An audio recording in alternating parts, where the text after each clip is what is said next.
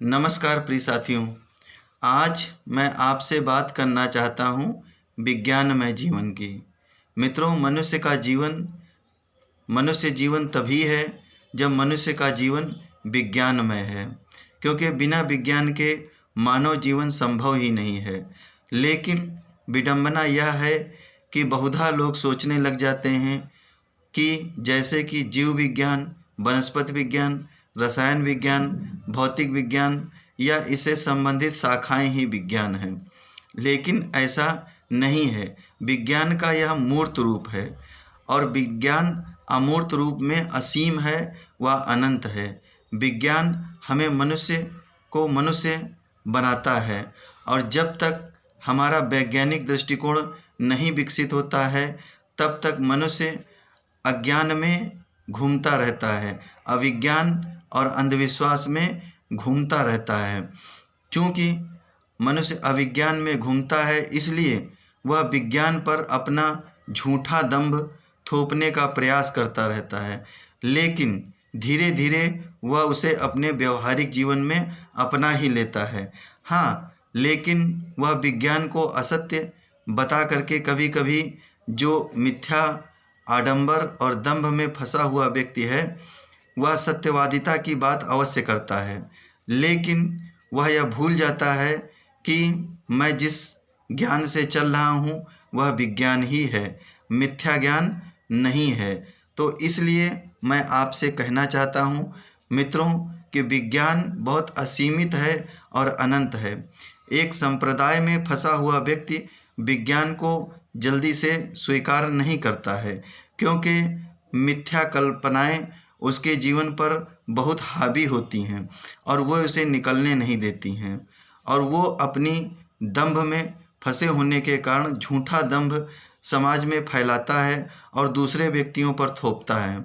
इसलिए सबसे पहले हमें ये जानने की ज़रूरत है वास्तव में विज्ञान है क्या।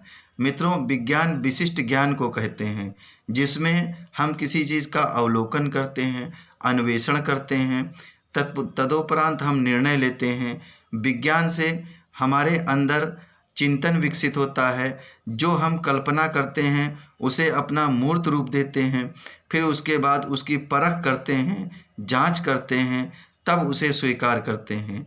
किंतु मिथकीय ज्ञान में यह नहीं होता है। जो व्यक्ति मिथ्या से ग्रसित है वह अपनी विचारधारा अन्य लोगों पर थोपता रहता है और अपनी बात मनवाने का झूठा ही प्रयास करता रहता है, जबकि विज्ञान इस चीज़ को स्वीकार नहीं करता है। इसलिए मैं कहता हूँ कि विज्ञान सृजन है। जहाँ पे विज्ञान है वहाँ पे ही सृजन है, और जहाँ पर विज्ञान है वहाँ पर शांति है। देख लीजिए, जहाँ पर विज्ञान नहीं है, दंभ है, अंधविश्वास है, आडंबर है, पाखंड है, वहाँ पर देखिए कितनी अशांति फैली हुई है जगह जगह पर। इसलिए हमें मानव जीवन को और पूरी सृष्टि को विज्ञान के दृष्टिकोण से समझना नितांत आवश्यक है। पूर्व काल में भी वैज्ञानिक चिंतन करने वाले लोग थे। उन्होंने अपने अनेक बलिदान दिए, उसके बाद हमें यह वैज्ञानिक युग प्राप्त हुआ है। विज्ञान कभी भी नहीं कहता है कि कोई वस्तु दुरुपयोगी है, बल्कि जो अंधविश्वास में फंसे हुए हैं व्यक्ति, वे लोग ही वस्तु को, व्यक्ति को, पशु पक्षियों को, वृक्षों को ही नाना प्रकार से अपनी मिथ्या धारणाओं के अनुसार पारंपरिक रूप से बांटने का प्रयास करते हैं। लेकिन वैज्ञानिक चिंतन हमें एक दृष्टिकोण देता है, उस दृष्टिकोण से हम उनका विश्लेषण करते हैं और विश्लेषण करके उनकी यथावत व्याख्या करते हैं, ना कि हम उनकी मिथ्या व्याख्या करते हैं।